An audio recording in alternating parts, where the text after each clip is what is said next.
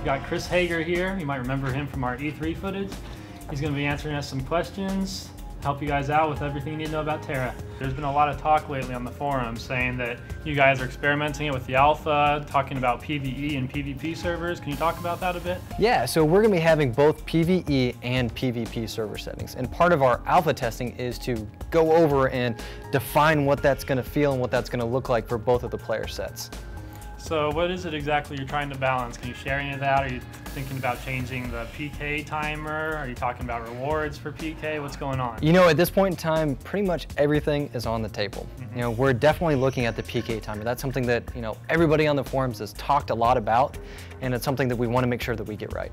You know, we also want to talk about, you know, potential loot drops for PvP.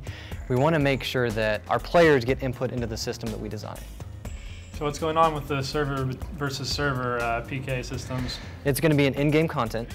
We're going to have a PvE content, which will be, you know, quests. It'll be our big-ass monster fights, and it'll be something for that crowd too. And it's going to be PvP content. It's going to be not just duels, not just fighting the same person, the same guild, the same, you know, province and warring. It's going to be people from another server invading your server. So it's going to be, you know, the guys you might normally hate, you know, rallying them to push these guys out of your server, and, you know, depending on how good you are, maybe go into their server and invade their server and invade their territory. And that's all I'm telling you. No more. Oh, it's terrible. You're gonna have to wait for it. Sorry.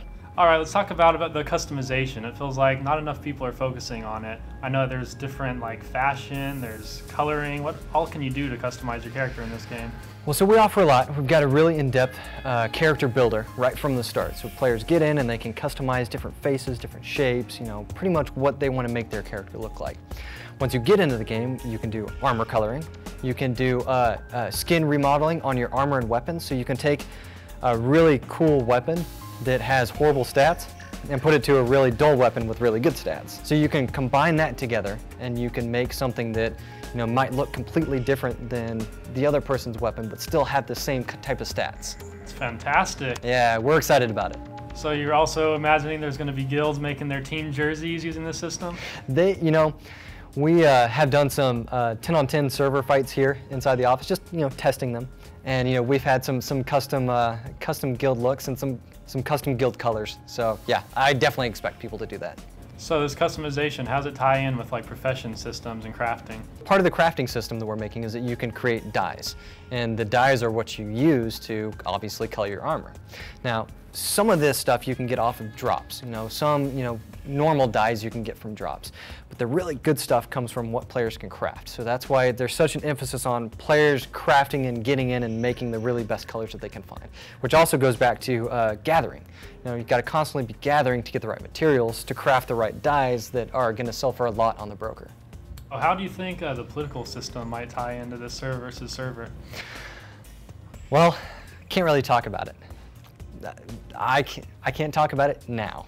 I will say that it does directly tie into the bosses of the Van Arcs. And I'll leave it at that. Can you tell us anything about alpha testing? Is there any new news on that? We are going to be doing alpha testing later this fall. You know, we're currently working on building a lot of our internal processes and procedures, you know, getting our operations team up, getting our customer service team up, getting everybody ready to support outside external users. Now, I think I posted this on the TERA online forums, you know, just the other day, just kind of a brief update of what we were doing, keep everybody involved in updates, you know, the customer service planning, the operations timing. We're going through a lot of drills here, simulating what we would do in a live environment so that when we do have a live environment, even in alpha, you know, it operates really smoothly. Well, we can't wait to get our hands on the game today, see the new content you have to show us. Thank you for the interview. Yeah, no problem. Thanks, man.